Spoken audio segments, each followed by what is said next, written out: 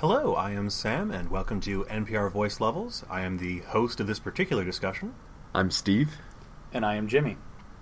Today we're asking the big questions, or sometimes the small one. Do we like dogs big or small? Steve, would you like to lead? I bring an interesting perspective to this conversation. I don't care for dogs big nor small, in fact, but when presented with the option, I would prefer medium. That's an interesting take on this. Well, what would we classify as big, medium, and small dog? It's a great point. I would try and consider small dog anything that fits in a tote, a purse, any kind of...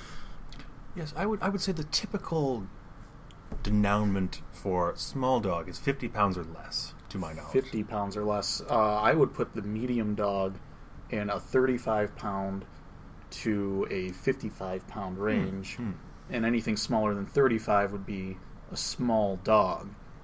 But, you know, you're talking about a whole nother level of dogs, Steve. The purse dog, or the portable lap dog, which would be... an entire subset of small dogs. Yes, and I would say that's probably about 10 pounds, 15 pounds or less.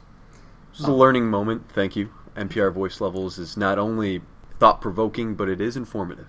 And it's not merely to inform you, sometimes to inform us.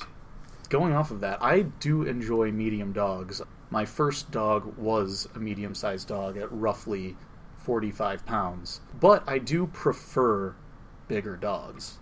Sam, where do you stand on this? Well, I just like dogs, frankly. While I would not want a smaller one myself, I know people who do have small dogs that are quite likable. On the whole, I found them to be fun, small dogs. Though I prefer, from a practicality standpoint, probably medium.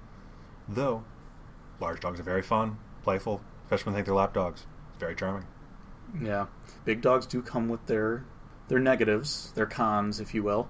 Small dogs are very convenient, but they can be quite a handful in and of themselves. Perhaps as dog owners, you can enlighten me now. Is there some sort of balance that a family tries to strike when owning dogs? So if you own one big dog, is it equivalent to owning two small dogs? Is a family overloaded if they own 5 small dogs and should rather own 2 big dogs? Well, it's a matter of categories, because there are 2 main concerns. I suppose 3, actually, now that I think about it. The concerns being food, volume of sound, and volume of hair. That's a very good point. 5 Pomeranians probably shed just as much as 1 Golden Retriever. But 5 Pomeranians make a lot of noise. And, they probably do eat the same amount of food, but... Oh, yes, they do. Delightful. Absolutely delightful. Golden Retriever is one of my favorite breeds. Out of your chosen category, what is your favorite breed, Steve, for small dogs? Or medium dogs, sorry. Be a medium Labrapoodle. It's a Labradoodle, I believe, is the... Labradoodle poodle. The official term of the breed is a Labradoodle. They are some pretty good dogs, though that corduroy feeling fur that they have can be a little annoying to pet. Though, if memory serves, they are fairly resistant to shedding, which deals with one of the issues of volume previously mentioned. Yes, they do not shed, so that could help out on our equation for the amount of dogs that can overload a family. This mathematical model is pending, but I think it's a very promising build.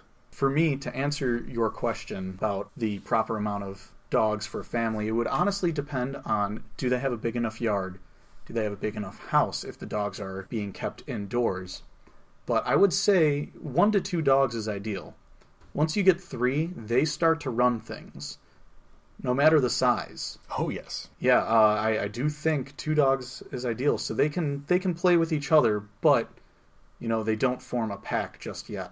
An interesting thought's running through my head as you describe that. You think of a family, and the more children that a family has, the more that the kids can sort of run or determine what the family does, how they live.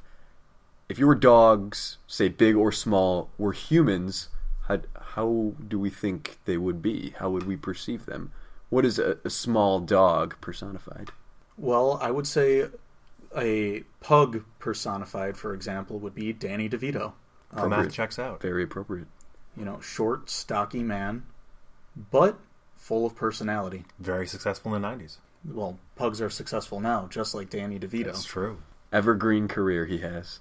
Now, I feel like I need to explain my stance on bigger dogs, why I'm against small dogs. I've never had much of a good relation with small dogs. Not a lot of good memories. I was bit as a small child by a small dog. Oh, I'm so sorry to hear that. Our condolences. Well, it wasn't too bad. I mean, it was just a nip, but it was my fault. I woke the dog up. I've been around lots of small dogs that are very yappy, shrill, loud barks that pierce the skull. The worst. And very recently, I was watching my grandfather's toy fox terrier, Tippy. Now, for 3 weeks, this dog was mostly well-behaved. He's a little spoiled, but fairly well-behaved. On the last night we were having him, we had no accidents the entire time, and my dad and I were playing fetch with the dog, when suddenly he decided to defecate in our living room. Now, we have brand new carpet in our living room, and my mom is very protective of this carpet. High stakes. My first reaction is to get that dog over the hardwood floors. So while the dog is in position, I picked him up and hurriedly rushed over to the hardwood floors. Now, Tippy is also a rather portly dog, and I did not have the best grip on him. I'm a little sorry to say, but I did throw Tippy. Probably, he was airborne 1.5 feet in the air and sailed maybe 6 feet. While defecating. Yes, while defecating. He bounced along with the stool. The stool bounced? Yes, the stool bounced.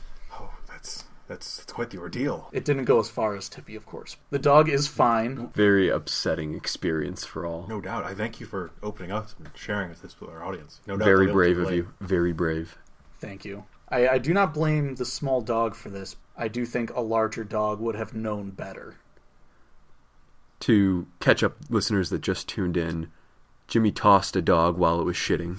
It landed on hardwood floor along with the stool. This is NPR Voice Levels. Thank you for talking with us today.